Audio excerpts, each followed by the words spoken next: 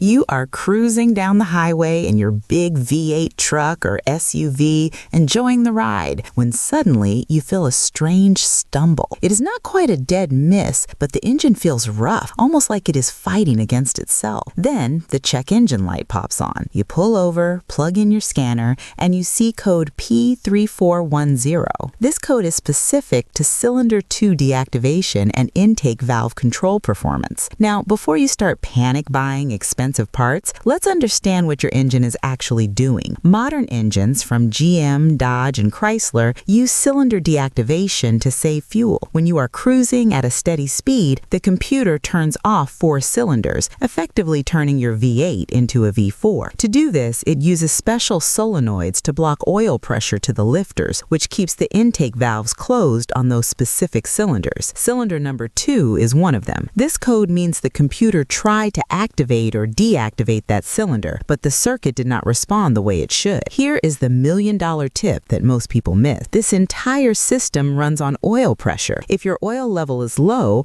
or if you've been skipping oil changes and sludge has built up, these tiny solenoids cannot do their job. I have seen countless people replace a solenoid, which is a miserable job involving removing the intake manifold, only to find out they were just a quart low on oil. So step 1 is always to check your dipstick. If the oil is dirty or low, change it and clear the code. If the oil is perfect, then you have to look at the electrical side. The wiring for these solenoids sits right on top of the engine, baking in the heat. Look for chewed wires from rodents or melted insulation. If the wiring checks out, then yes, you might have a bad solenoid, but rule out the simple stuff first, because oil is cheap, but engine work is expensive.